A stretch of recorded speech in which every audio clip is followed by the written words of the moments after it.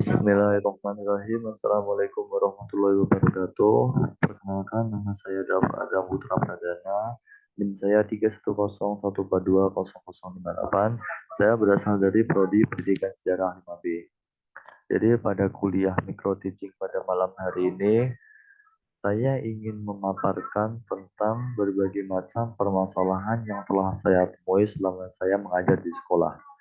Perlu diketahui bahwa saya mengikuti program kampus mengajar dan saya ditempatkan untuk mengajar di SMP Al-Islam Gunung.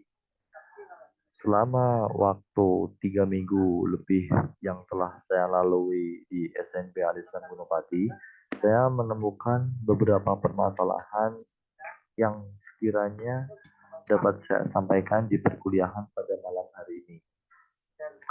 Permasalahan-permasalahan ini telah saya rangkum di dalam presentasi pada malam hari ini. Yang pertama yaitu ada ketidakfokusan siswa dalam mengikuti pembelajaran.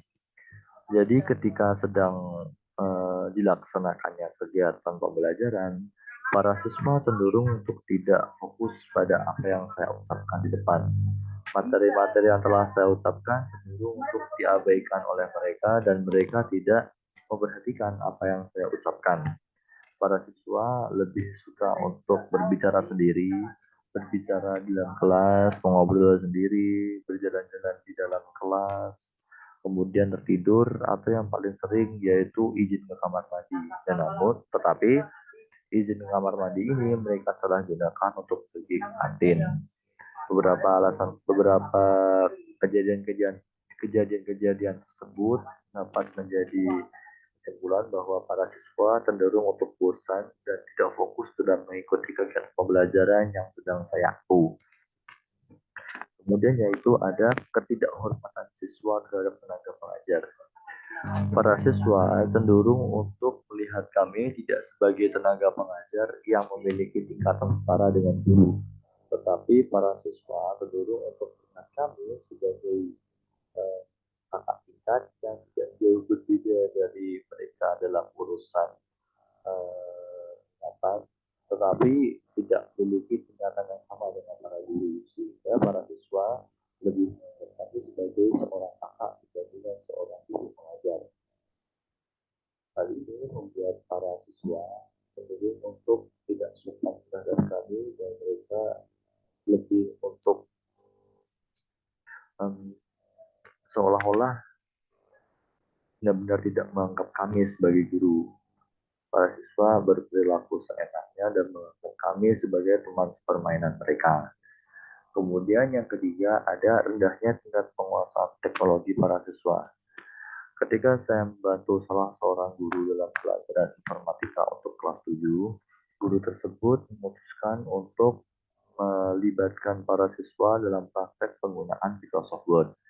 Tetapi dalam implementasinya, para siswa sendiri bahkan tidak tahu-menahu mengenai cara membuka Microsoft Word, untuk membuka Google, untuk melakukan searching di Google, atau bahkan untuk sekedar mengetik dan menyalakan komputer.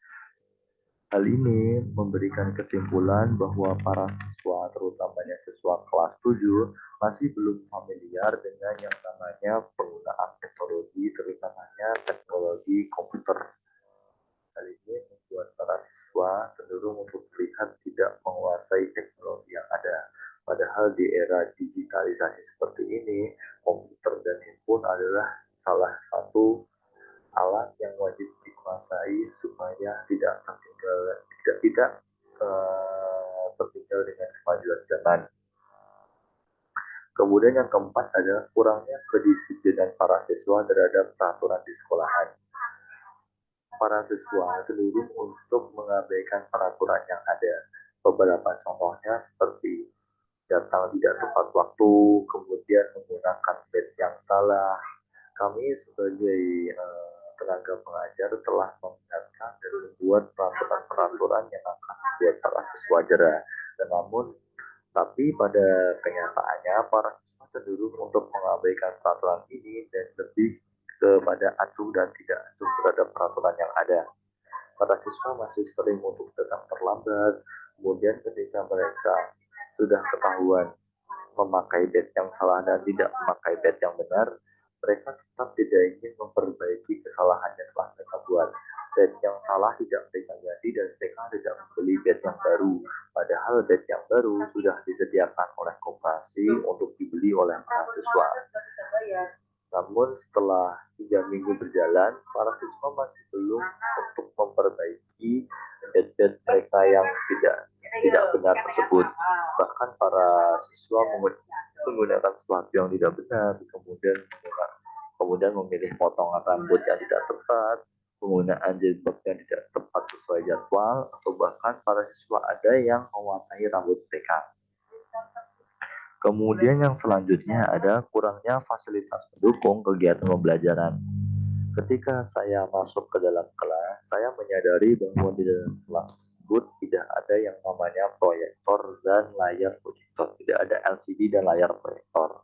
Padahal LCD dan layar proyektor tersebut adalah salah satu alat penunjang guru dalam melaksanakan kegiatan pembelajaran, supaya kegiatan pembelajaran dapat lebih dipahami oleh para siswa dan dapat terlihat lebih interaktif. Namun ketika saya pertama kali masuk ke kelas, saya tidak menemui kedua benda tersebut. Hal ini menunjukkan betapa kurangnya fasilitas pendukung yang ada di dalam sekolah tempat saya mengabdi. Namun, meskipun di dalam kelas tidak ada LCD dan layar proyektor, tetap ada lab komputer yang menyediakan proyektor dan juga menyediakan LCD. Bahkan ada satu LCD yang dapat dibawa-bawa oleh para guru. Namun keberadaan LCD ini hanya ada satu dan harus melakukan yang namanya lobby terlebih dahulu. Jadi antara para guru harus saling berkoordinasi dalam siapa yang menentukan LCD. LCD ini akan digunakan oleh siapa. Hal ini menunjukkan betapa susahnya untuk melakukan kegiatan pembelajaran menggunakan LCD proyektor. Kemudian yang selanjutnya ada waktu pembelajaran terlalu singkat. Dalam 1 jam mata pelajaran di sekolah tempat saya mengabdi, waktu untuk 1 jam mata pelajaran adalah 40 menit. 40 menit ini dirasa terlalu singkat karena materi yang ada lebih banyak daripada jam pelajaran yang disediakan oleh sekolah. Materi yang ada terlalu banyak, namun waktu yang disediakan terlalu singkat, sehingga kami cenderung untuk kesusahan dalam menyampaikan materi yang ada. Lalu untuk di sekolah tempat saya mengajar, jam mata pelajarannya cenderung untuk dipisah-pisah. Ada dalam satu hari hanya ada 1 jam mata pelajaran saja. Padahal 1 jam mata pelajaran ini dapat digabung menjadi 2 jam mata pelajaran supaya lebih efisien dan lebih enak dalam melakukan kegiatan pembelajaran. Para siswa dapat lebih mudah untuk memahami dan kami para tenaga pengajar dapat lebih mudah untuk menyampaikan materi pembelajaran yang ada. Kemudian yang selanjutnya ada rendahnya kemampuan para guru dalam menguasai teknologi. Di sekolah tempat saya mengabdi, kebanyakan gurunya adalah guru-guru yang sudah mengabdi selama puluhan tahun. Atau dengan kata lain, guru-gurunya adalah para guru yang kalau boleh dibilang lanjut usia.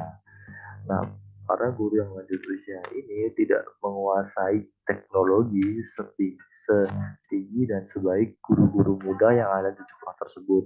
Sehingga para guru yang sudah lanjut ini cenderung untuk menggunakan teknik konvensional dalam menyampaikan pembelajaran yang ada. Padahal dalam kurikulum terbaru, pembelajaran yang ada harus didampingi dengan harus dibarengi dengan penguasaan teknologi pula. Sehingga para guru yang sudah lanjut dan tidak menguasai teknologi ini cenderung untuk kesulitan dalam mengikuti kurikulum yang ada. Padahal kurikulum yang ada disesuaikan dengan kemajuan teknologi dan digitalisasi. Nah, kami sebagai mahasiswa KM sudah berencana untuk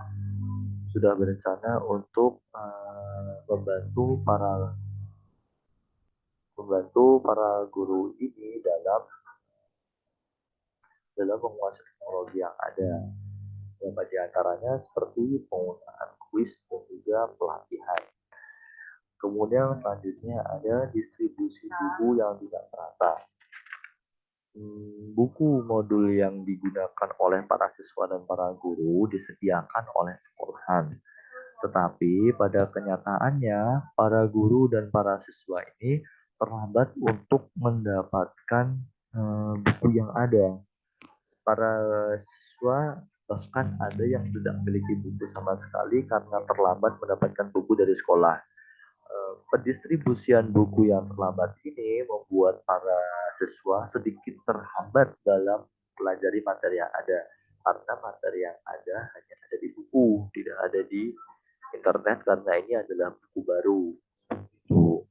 Sehingga para siswa cenderung untuk kesulitan memahami materi karena memang tidak ada buku yang berisi materi yang ada, seperti itu. Para guru juga kesulitan dalam menyampaikan materi karena para guru sendiri juga belum mendapatkan materi, seperti itu. Belum mendapatkan buku yang berisi materi. Kemudian untuk berhubungan dengan buku, di perpustakaan sekolah tempat saya mengajar,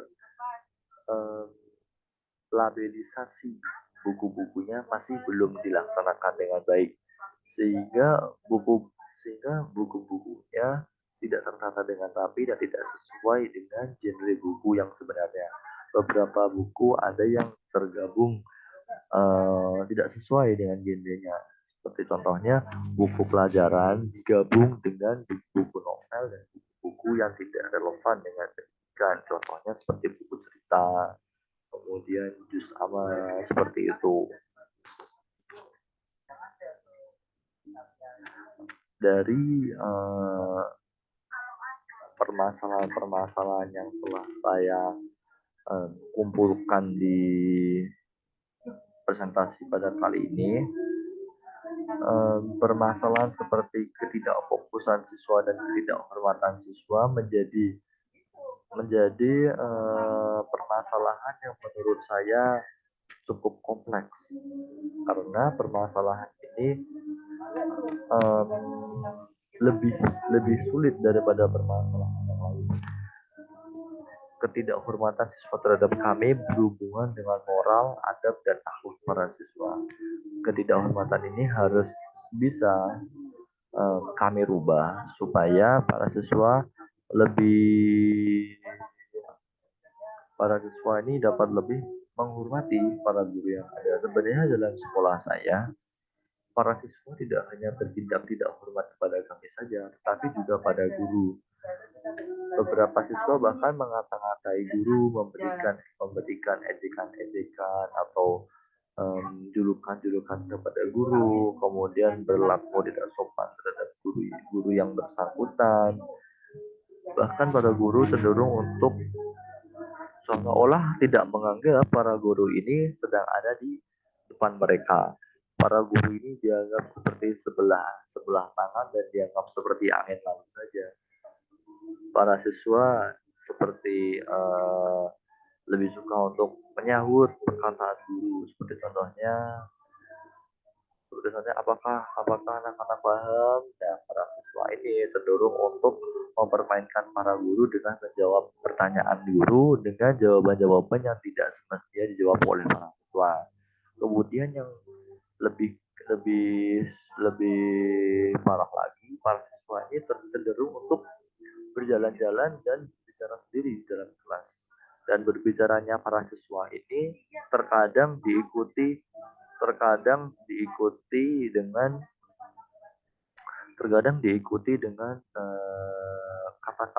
kata-kata buruk dan kata-kata yang tidak pantas diucapkan oleh para guru.